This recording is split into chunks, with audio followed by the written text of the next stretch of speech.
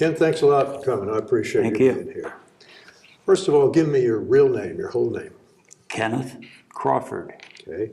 What's your date of birth? May the 2nd, 1948.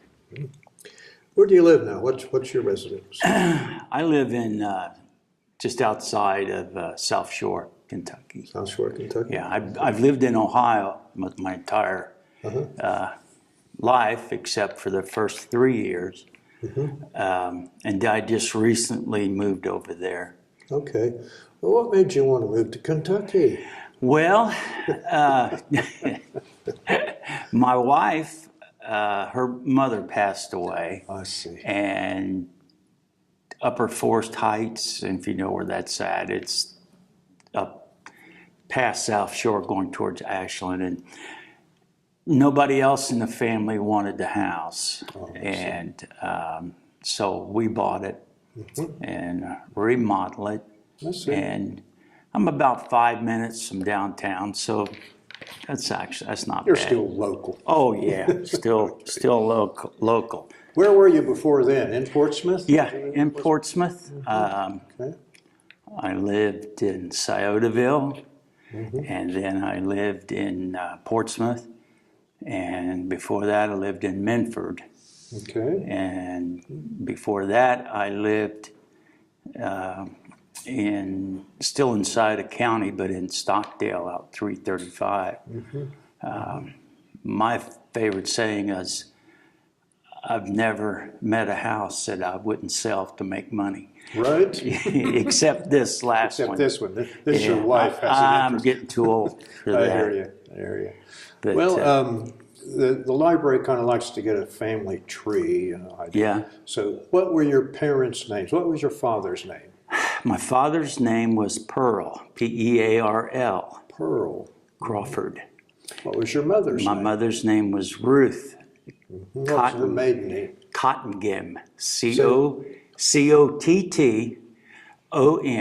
Cottongim. I've never heard that before. They both, mom's parents came from Clay County, Kentucky, Manchester area. They lived on a little place called Horse Creek. And my dad came from the next county over, Leslie County, and he lived on Bear Branch. Bear Branch. Say that again. Cork Creek? Or Horse Creek. Horse Creek. Okay. Yeah, Horse Creek. That's where your mom lived, and they got Yeah. Did they move here? No, my mom moved, her mom and dad and her sisters moved to Cincinnati during World War II to work. I see. My dad was in the service, and he was getting out, and that's when he met my mom. In Cincinnati. Yeah, in the Cincinnati area. Was he in the Army? Yes, he was in the 82nd Airborne. Was he? Was he in Europe then? Yeah, he was in Europe. Was he in Normandy? I don't know. He never didn't talk about it? Never talked about it. Yeah, I found a lot of guys that don't talk Never about it. said a thing, you know. Yeah. I know he was in Europe by his discharge papers, you know. Has he passed away? Yeah, he's been gone quite a while. So is Mom. What were your grandparents' name on your father's side? His parents' name? His dad's name was Harry Crawford, and his mother's name was Myrtle. And they came, Harry came, Harry's ancestors, great-great-grandfather, came through the Cumberland Gap from Virginia. I see. And settled in there. They were pioneers. Yeah, they got a land. The story is that he got a very large land grant because he fought in the Civil War, or not the Civil War, the American Revolution, which they gave a lot of land grants. Those were pensions too. Yeah. Okay. What was your grandmother's maiden name? Do you remember? Her maiden name was Farmer. Farmer. Okay. How far back can you go on your dad's side? I can go all the way back to when they came into Kentucky from Virginia. Some of the family, I understand, have traced it all the way back to Scotland, in that area. That's where the Crawfords came from. Okay. Scotland and England. Has anybody written that down in the family? Anybody? There's a distant cousin, I think, that's done research on that has it. What's that person's name? I have no If you idea. think of it, let me know. Yeah, I tried doing the ancestry Uh-huh. and thing, and of course I got lost about the Yeah. I got lost with my mom and dad. about the third page. I couldn't figure it. So I don't. But she supposedly has done that. Okay. What about your mother? How far back can you go on your mother? Not very far. My mother's maiden name was Jarvis, Jarvis. and they came from that area in Clay County. And my grandmother was married, and I don't know what happened to her first husband. I know he died, but then she married my grandfather, Gilbert Cottongim.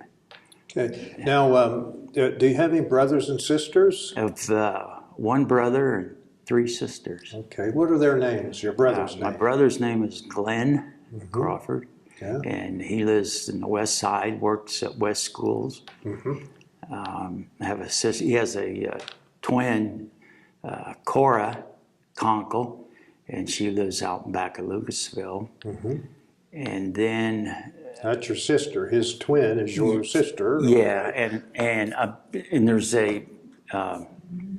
another sister I forgot. Sister right behind me, Wanda. She's 5 years younger than me. Okay. And of course, you know Wanda. And then we have a younger sister. Her name is Esther. Testa? Esther. Esther. Easther. Where did you go to high school? Where did you go to school? I finished in West High School. Okay. So what year did you graduate? 66. When you graduated from high school, what did you do? Well, I graduated. I worked with my dad a while in the timber business, He was okay. cutting timber, and I decided that wasn't for me anyway. So then I went to school. I went to school down in Cincinnati to a radiology school. What was it called? Radiology. Yeah. Radiology, and couldn't afford that. So after the first year, I had to leave. We just couldn't afford it, and then that's when I got drafted. You were drafted. I was drafted in 1967. 67. Okay. So what'd you think when you got that thing in the mail? Greetings. That was an interesting experience. I got my notice in the mail.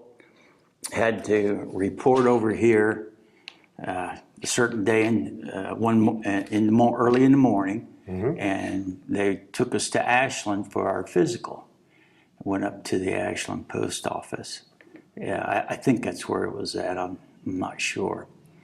But gave us our physical, and if you've ever been through that, line you all up and examine you. And I'm standing in line with a line of guys beside me, a line of guys in front of me, and the doctor comes down and said, "Anything wrong with you?"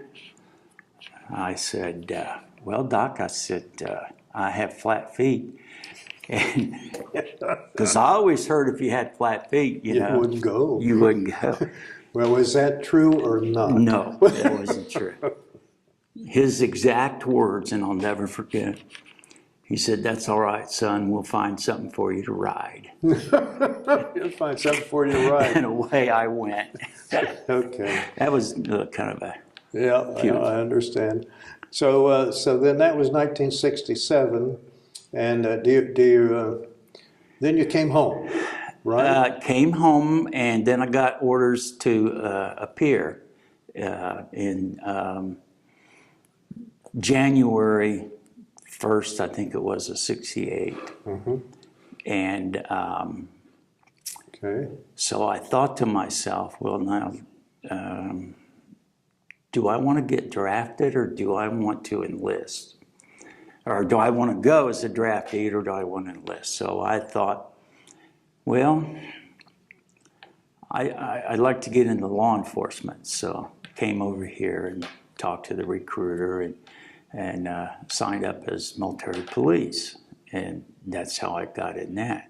Where'd you do your basic? Fort Gordon. Well, I did my basic at Fort Knox. Fort Knox. My AIT, military police training, was in Fort Gordon, Georgia. What'd your folks think about you going in the Army?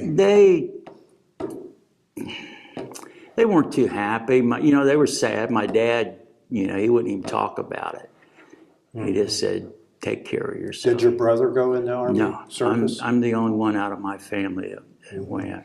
Okay, And so now you're at Fort Gordon. When was that? That would have been in March, April of 68. 68. Yeah. Did you like basic training, or you?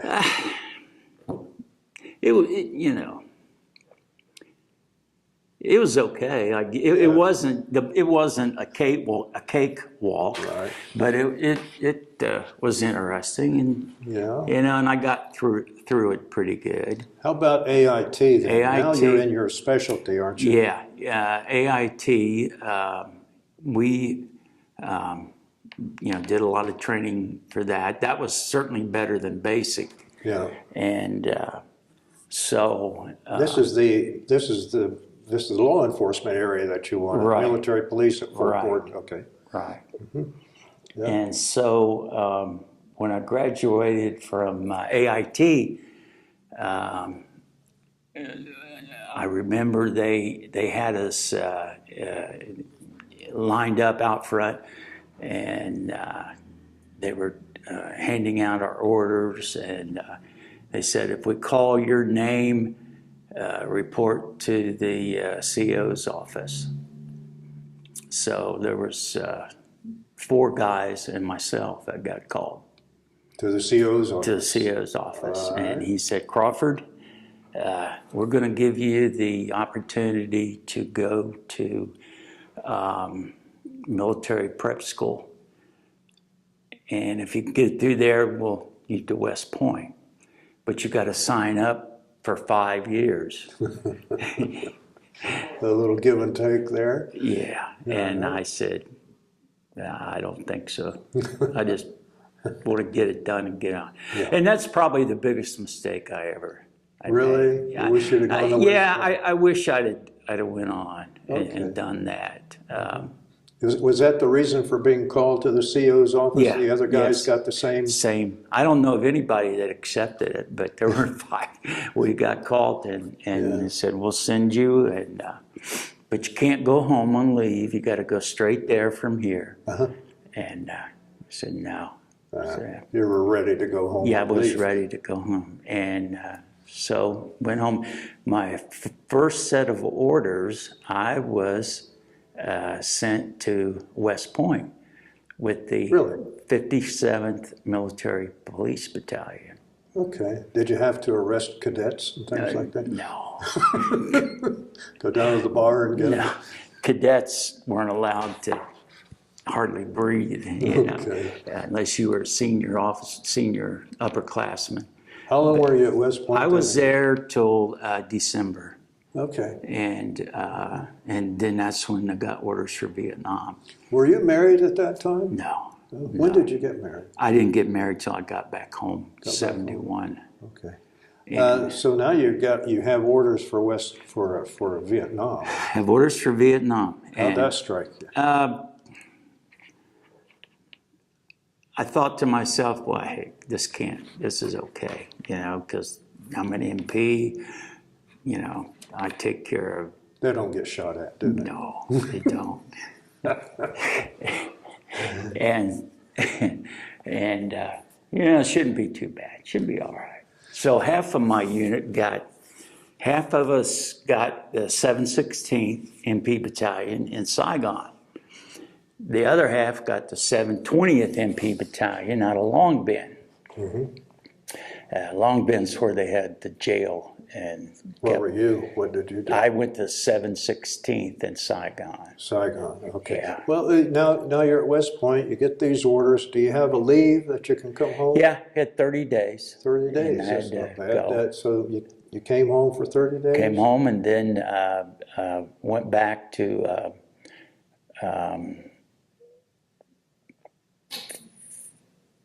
Fort Dix, New Jersey. Okay. I think it was Fort Dix. And they flew us out of there.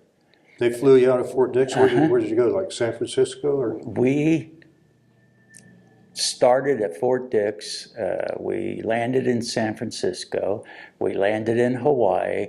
We landed in Guam. The Philippines, they kept having trouble with the airplane. And it kept working. It was Continental Airlines. I remember that.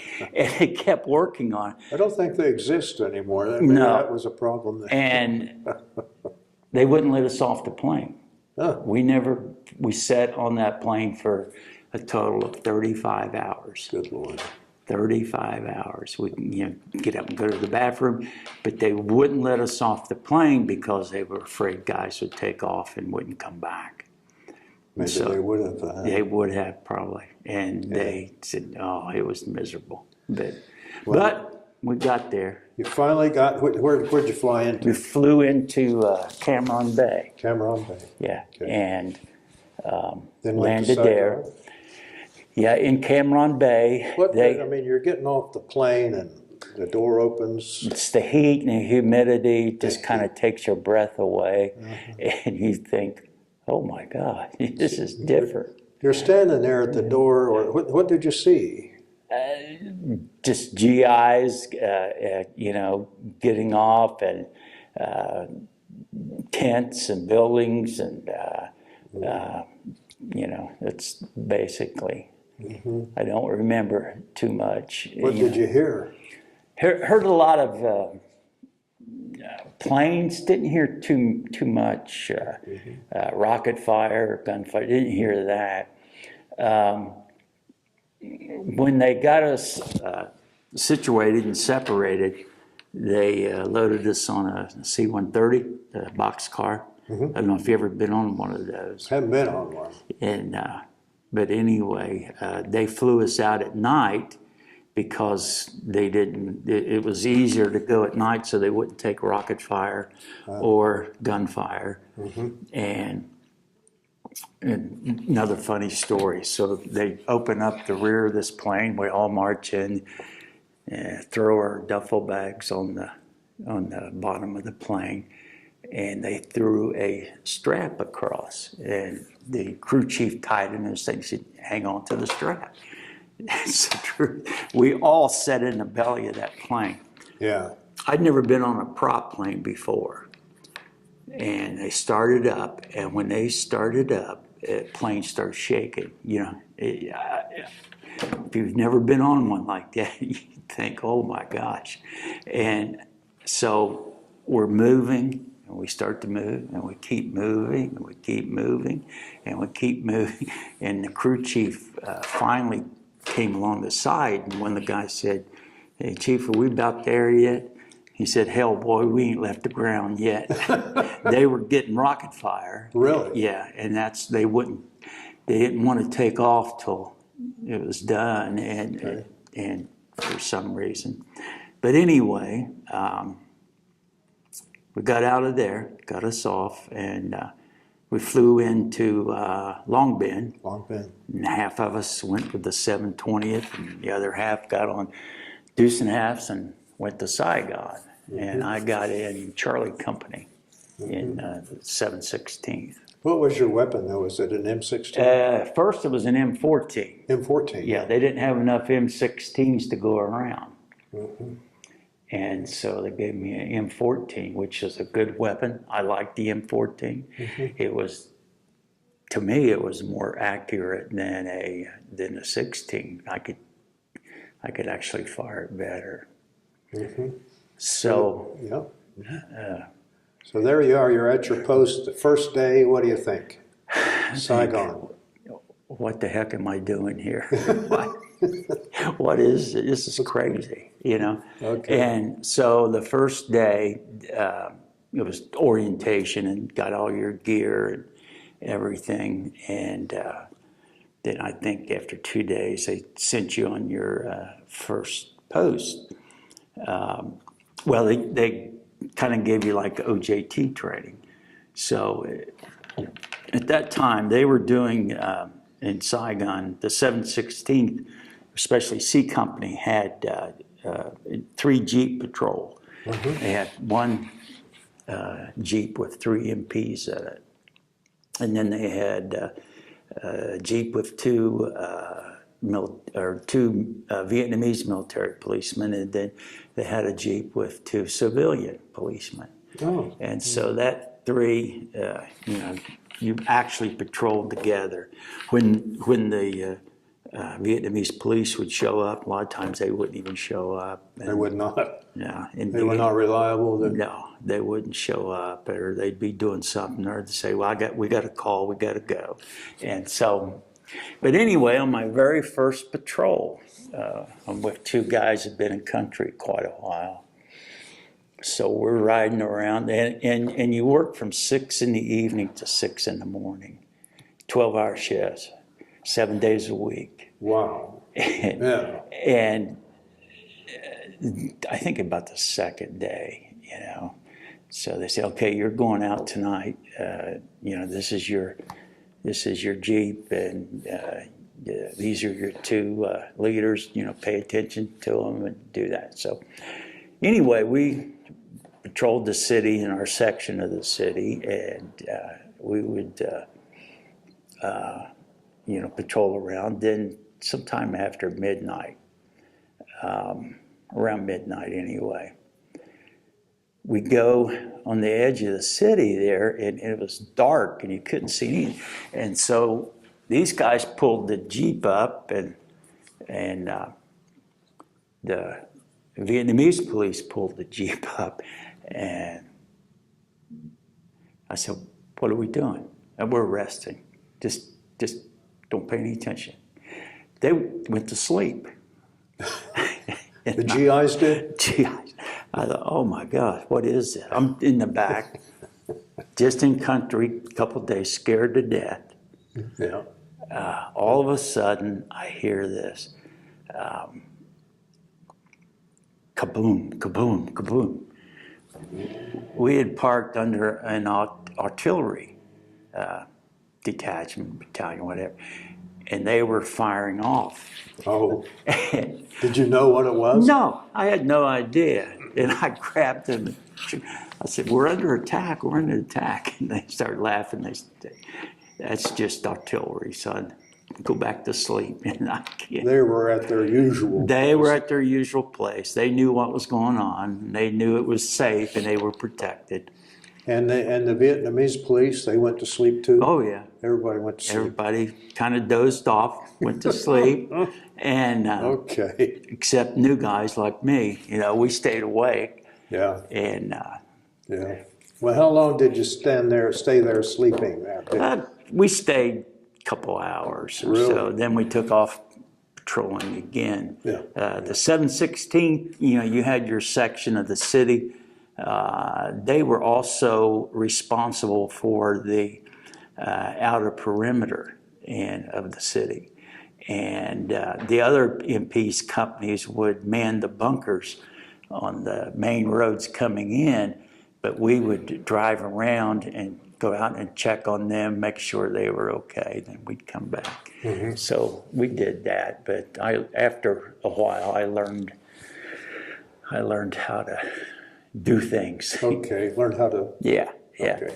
And so did you go downtown in your patrols? Did you go by the bars and all that sort of stuff? Yeah, occasionally you got lucky and you got assigned, well, I wouldn't call it lucky, but you got assigned to, down at Tudo Street.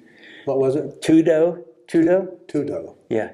Tudo was where all the bars were, and all the GIs that had come in out of the field, and all the prostitutes and different things. Did you have any problems with any of the GIs?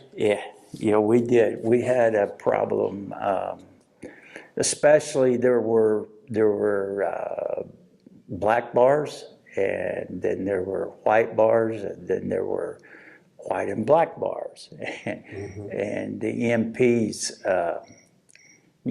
were not loved anyway. They're kind of down, and You guys break up the fun on. yeah, and when we worked the downtown area, we would have a Korean MP assigned to us. Everybody at that time thought of Koreans as small people. Well, this guy's about 6'2". Really? And they were big, and they were mean. And one night in a bar down on Tudor Street, there were Korean infantry guys in there, and they were fighting, raising Cain. So we got called. We went in, and we seen it was Koreans, and guys that were with me said, "It's your job." This Korean MP went in the bar by himself, came back out, had these guys lined up, marched out, put them on the street, and what he's saying, I don't know. But he just walked, they were in a straight line at attention, and he walked up and just cold cocked one, knocked him down. Oh, yeah. Guy got back up and stood at attention. I mean, they were feared by their own infantry. They were feared people. Did he speak English? The Korean MP did. Yeah. Yeah, Okay. he could speak a little English, but he was pretty tough. oh man, they were all tough. Mm-hmm. Them and we had a few Greek? NATO people, or allied NATO there, and you didn't mess with the Greeks either. The Greeks and the Koreans. The Koreans. Stay away. Stay away. The Koreans were they're just downright mean. Mm-hmm. So when you had to arrest an American, what did you do with him? We took him to a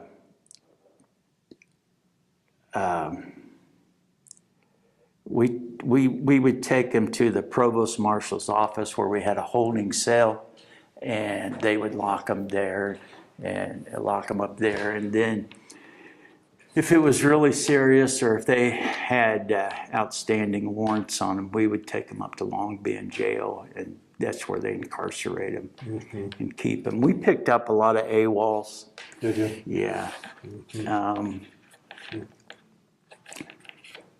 If I can give you a little bit of history about the 716th MP Battalion, the 716th MP Battalion changed the function of the military police, how they were used. The 716th was there during Tet. The 716th MP Battalion responded, and if you do back at your history, you'll see that everybody said the Marines saved the infantry or saved the embassy. It was the MPs, and the 716 lost. I think they lost like 60 some people, really? MPs, and they were street door to door fighting. And we were, they did quite a bit. And if you look on the internet at the history of the military police, and especially the 716, it'll tell you exactly all the battles and what happened and how it changed the function of the military police and how they were used. They were not only used as traffic control or security, they were used as regular infantry. Sounds like infantry, right? That's what they did. And so we lost quite a bit, during the Tet offensive. You got there after. I got there, and right after I got there, 69, January 1st. And 69, and I got there during the second Tet offensive, and that's right. There was a second one. There was a second one. There was a second one, And how far did they get at that time? they never got in like they did the first one. You know, they infiltrated. We had a lot of explosions. You know, IEDs and stuff. Oh. And one of the times I was assigned to the bomb disposal unit, an Australian two-man team. And you know, those guys, we were their security. We had a gun jeep behind them, and we would go. But I think their life expectancy was about 6 months. The Australians, yeah, bomb disposal? All of them, all the bomb disposal guys. Yeah. But they were good guys, and you know, we protected them, and they took really good care of us. What was your rank at that time? My rank was E4. E4? Yeah. What was your rank when you got discharged? E4. I was on the E5 list. At that time, I was to be promoted, and they said, "Do you want to stay?" And I said, "No." Keep your promotion. Keep your promotion. I'm leaving. But yeah, I was acting E5 in my last. How many tours were you over there? 2. You were there 2? Well, it was extended tours. Okay. I did a year, then I did another 6 months. Okay. And I got out. Why did you do another 6 months? To get out early. Oh, so if you did 6 months. If you did 6 months, you got out 6 months early. Okay. And so I did 2 years, 2.5 years, and I was out. When you were there, did you have leave anytime? Yeah, I came home once for 30 days and went back. Okay. And when I went back, the feeling, I'm riding down the street and I'm thinking to myself, "You're going to die, you idiot. You're going to." Wow. But what it is, you know, it is what it is. Now, on your here you are. You're an enlisted man in the Army, unmarried. What does that type of man do on his free time? Go downtown? Go downtown, drink. Go downtown and drink? Yeah, you know, beer. You could go to the PX and buy a case of beer for, I'm trying to think. What kind of beer? Budweiser? Budweiser, really? Miller, Stroh's. Mm-hmm. American beer. Did they have Vietnamese beer? Oh yeah, Bomb de Bomb, and they called it. And allegedly they made it with. They said they made it with formaldehyde to cure it faster. Oh really? But I don't know. I just didn't drink very much of that. You know, they had a lot of local stuff. They had rice. Wine, rice, whiskey, sake, you know, and now that stuff was potent. And one of the things that we would do when we were on patrol and at night is we would pull up to a hooch or a place, and the Vietnamese police and the military would go and talk to the Mama San, and she would fry us rice. And we would eat fried rice there, and it was good. It was good stuff. Huh? Good stuff. Did you bring home any souvenirs from Vietnam? Yes, I had my helmet, and I don't know where it's at. I left it at home, and I don't know what. I had my different thing, and I left a lot of stuff there by mistake under my bed. Okay. Because when I left, the guys had given me some plaques and different things and memos, and I left them all there. Have you kept in contact with any of those guys in that unit? No. Is there a reason for that? They usually have reunions and stuff like that, you know. Yeah, I don't. Mm-hmm.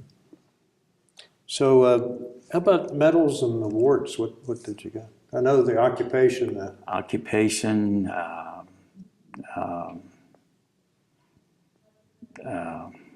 My mind just went blank. Army Commendation Medal. Okay. Right. Good Conduct Medal. You were good conduct medal? Yeah, everybody. I'm was just good. kidding. Everybody was that. Army Commendation Medal I had twice, and just the usual things. What was the patch you wore on your shoulder? Double hatchet. Double hatchet? Do you still have your uniform? No, I got the patches. But you got the patch. I got the patch, and I don't have my uniform. I doubt if I could fit in my uniform. When you came, you were there 2 years then? Well, a year and a half. A year and a half then, and it counted for 2 because Counted for 2. Extended. And so on the day you're coming home, is that out of Long Bend that you flew out of? That was out of Thompson. Thompson? Okay. So what was your thinking then? I mean, glad it was over, or? I was glad it was over. I was, thankful to be going home. Any part of you kind of miss it?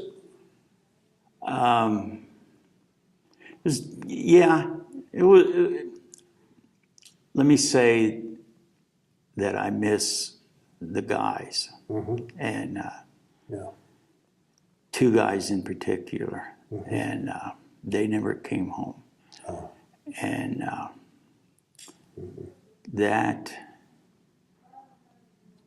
that was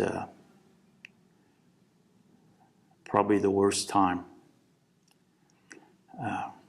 They got in a firefight? They were ambushed one night on patrol, and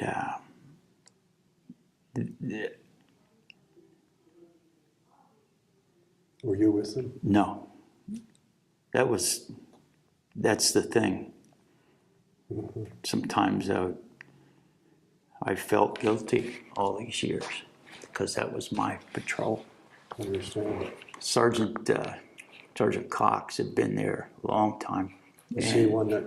He had 2 weeks left. 2 weeks. And he come to me and he said, "Man, I can't sleep. I only got less than 2 weeks. I'm going to take your patrol tonight." I said, "No, you're not." He said, "Yeah, come on." He said, "Yeah, I am." He says, "I can't sleep. I got to keep moving." And he said, "I'm going to take it." And we argued for an hour. And I gave in to him and I let him take it. And him and Workman. And then there was a new kid. A new guy? Yeah, he was on the Jeep, and they went up the stairs. They had a complaint, and when they went up the stairs, I don't know what happened, but it was actually the South Vietnamese that killed them. Did the South Vietnamese know what they were doing, you think? Yeah, it was a lieutenant colonel. And he was obviously on the other side. Yeah, and anyway, the way I understand it, they were coming up the steps, and they had some type of destruction, or discussion, I mean, not destruction. And as they were backing down the steps is when they opened up on them and killed them. And I'd slept that night, and that morning, about 6 o'clock, the orderly came up and shook my bed, and he said, "You're in bed?" I said, "Yeah." He said, "They just told me that you were dead." And I said, "What?" Because my name was still on the patrol thing, and we had switched out. And he said, "Yeah, well, we'll find, one, we know it's Workman." And then I said, "Well, the other one is Cox." And told him what happened. But I felt guilty, all these years about that. That's kind of bothered me, but I'm sure God had a reason for that, Well, you came back and went back and went into law enforcement. I came back, went into law enforcement, which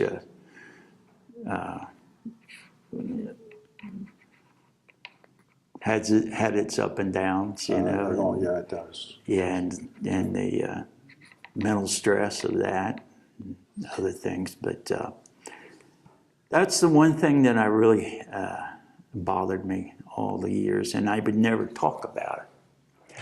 And it affected me. When did you start talking about it? Probably 8 years ago, maybe. I finally went to where? The VA. VA. I finally went to, got counseling because, cost me a marriage and cost me some, other things, but I've learned to somewhat deal with it. You never forget. It's interesting, and if you ever want to look it up, it's all on the internet. Is it? All the MPs that were killed in country and all of the battles that were fought with the seven. Did you spend any time looking at that? I researched it before and looked at it, and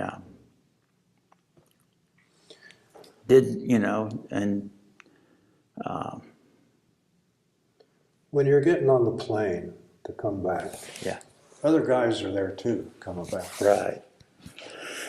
So you're all on the plane. Taxis down the tarmac, airborne. This big shout goes up, everybody. Hooray, we're finally off ground, finally going home. Hope to God it doesn't crash before we get there. Don't crash, please don't crash. Landed in Hawaii. That time they let us off the plane.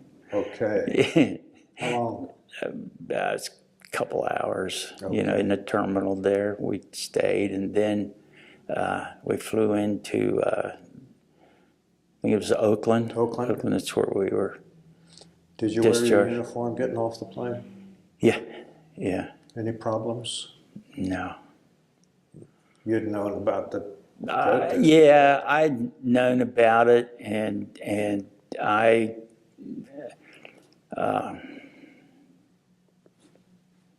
didn't experience any problems. In fact,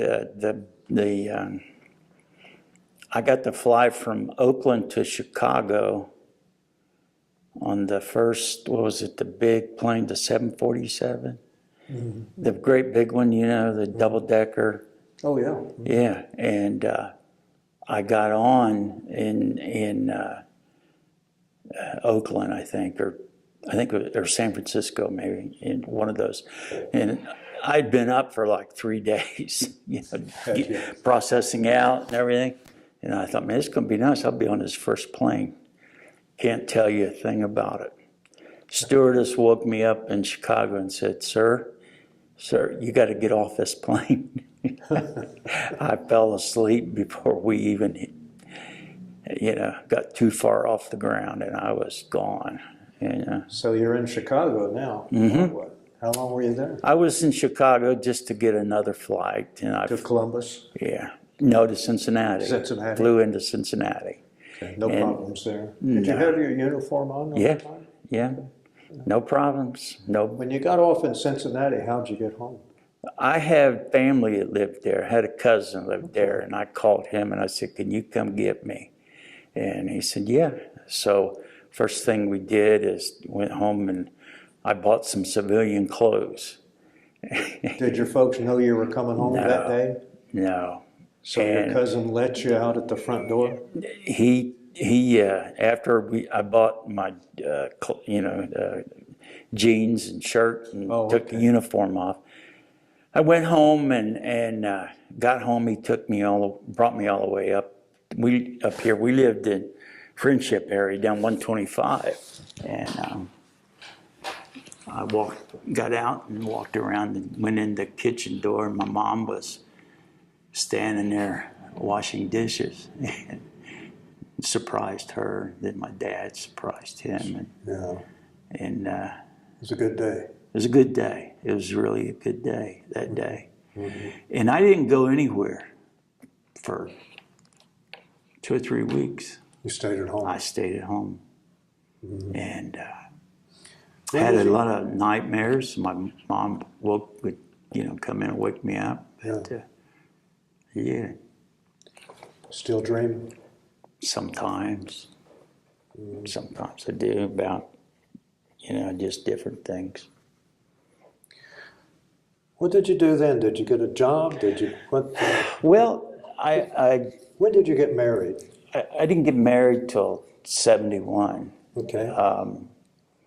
What was her name? Lana. Lana. Okay. And she was over in Kentucky there.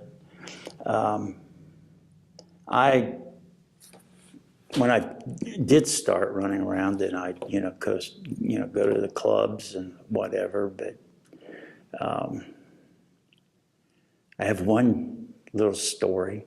Go ahead. About the highway patrol. Go ahead. I don't know. Are you sheriff? Are you a deputy by then or what? No. Okay, go ahead. No, I'm civilian. Ken Crawford, civilian. Glenn Bachman. You remember Glenn Bachman? He was the patrolman that got hit when they opened Votech out here. Got hit by the car. Not sure. Yeah, he was directing traffic on 23. Crippled him for life. Anyway, I tell guys this story, and I told them afterwards, after I was with the sheriff's office and with the state, and they don't believe me. They said, "No, that's not." I guess Glenn Bachman was really a tough guy. He wouldn't let his mother get away with anything. I mean, one of those guys. So I'm going home one night about 2 o'clock, 2:30 in the morning, going down 52, getting ready to turn 125. These red lights come on behind me. Patrolman walks up. I didn't know who he was. Walks up, shines a light. Says, "Where are you going, sir?" I was, "I'm going home." He said, "Step out of the car." Got out of the car, and this is God's story. I fell against the car. You did what? I fell. I was so drunk. Fell against the car. I fell backwards against the car. And he said, "Where do you live?" And I said, "Just down 125 there." And my name, told him my name. He said, "What's your dad's name?" Told him my dad's name. He said, "I haven't seen you around." I said, "Well, I just got home from Vietnam." And he stayed a few minutes, and then he went back to his car, and then he came back. He said, "Crawford, I'm going to tell you something." He said, "You get your ASS in that car. I'm going to follow you. Don't you drive fast. And I'm going to follow you in the driveway, and if I ever catch you out again, you're going to jail." All right. He let me go. And he never caught you again? He never caught me again. Never did. Okay. But I always thought that was... nobody believed that. Nobody would believe me, but that's the truth. No one would, but different things, Did you get what job did you get right out of the service then? Did you? Well, when I kind of got into law enforcement by accident. When I first got out, I couldn't find a job around here, so I went to Cincinnati, and me and my cousin went down and to the Cincinnati Transit Company, drive a bus. Drive a bus. I got hired. He did.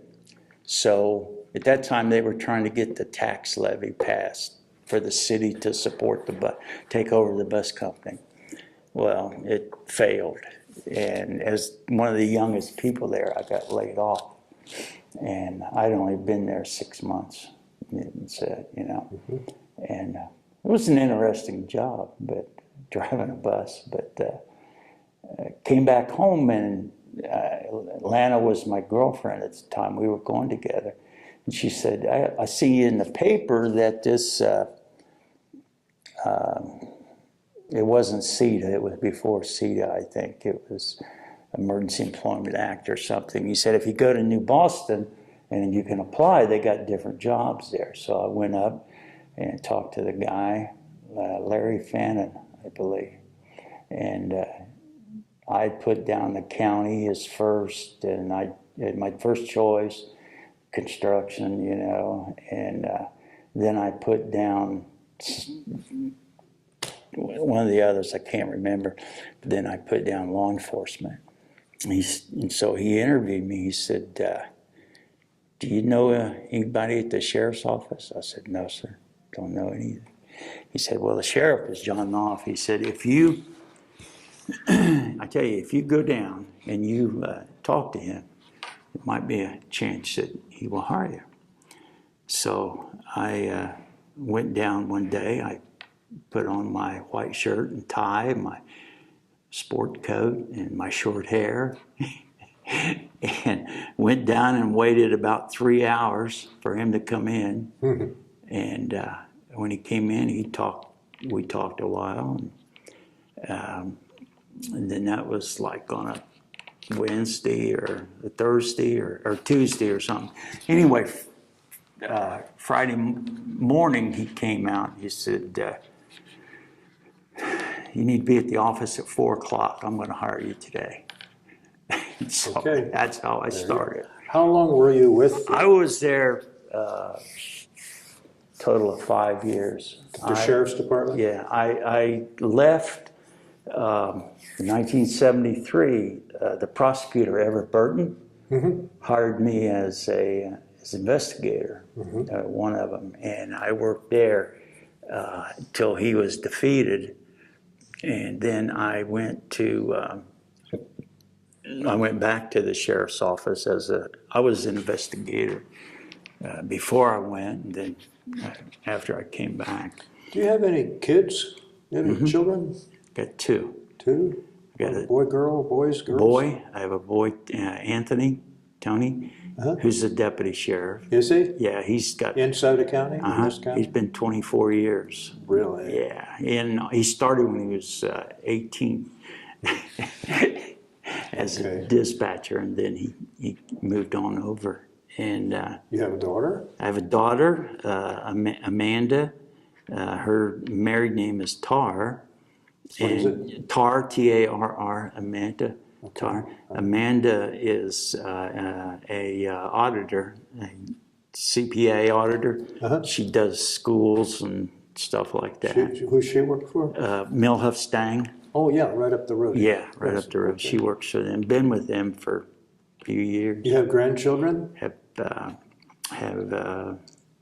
Let me see, I got to count them up here. Count them up.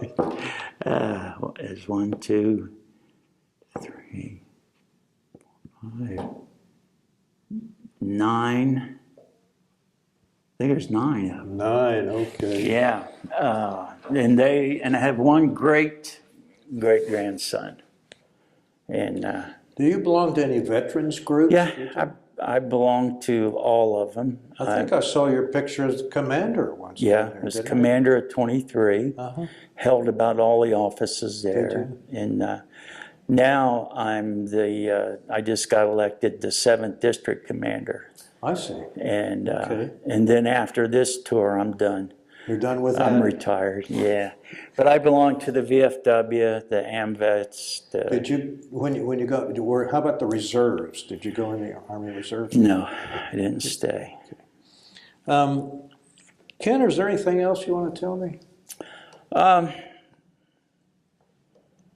lot of stories, but I'm sure you don't want to hear them. But anyway, they're, just little things that have happened. But, Vietnam was really a beautiful country. It was. And a lot of French influence there. In fact, when I was there, we would run across a few French soldiers that stayed. Really? And, they said we had a lot of MIAs and stuff. And I'm sure that we had some Americans that stayed. Just sort of melted into the population. Melted in. We picked up one guy one night. He had been AWOL 6 years. 6 years AWOL? In Vietnam, in Saigon. Wow. 6 years. Okay. And what did they do with him? They sent him to Long Bend and sent him back to Leavenworth, I'm sure. I wonder what happened to that guy. I don't know. But he was crazy. He was a lot of drugs. Took about 6 of us. He was about 6'5". Okay. Muscle guy. So it wasn't the beauty of the country that and all that then. No. But the women were some were very beautiful, and Chinese. There was I was in Choland. I was stationed there for a while with the 90th MP detachment, which is a provost marshal's office. I was a traffic investigator, and then I was in security. My last job was to check security on Vietnamese civilians that applied for work at the PX or in the government agency. So that wasn't too bad. Are you married now? Yeah. Okay. Same woman. Lana? Yeah. She's put up with you, huh? Yeah. Yeah. I'm just kidding. Yeah. We were separated 10 years. 10 years? Yeah, but we always remained friends, kept in touch, talked every day. All right. So we finally, remarried. My oldest granddaughter, she's in the Guard. She's been to Iraq. She's been to Iraq? Mm-hmm. Her brother he was in the Air Force, and he got sent to Afghanistan? Or? No. She gives him heck all the time. Oh. Dubai. Yeah. That's kind of easy, dude. Oh, yeah. Yeah. So she kids him all the time, But they're interesting. Well, thank you. Thank you. Appreciate it. I hope I've given you a little bit. An hour? Oh, okay. Wow. All right. Okay. All done.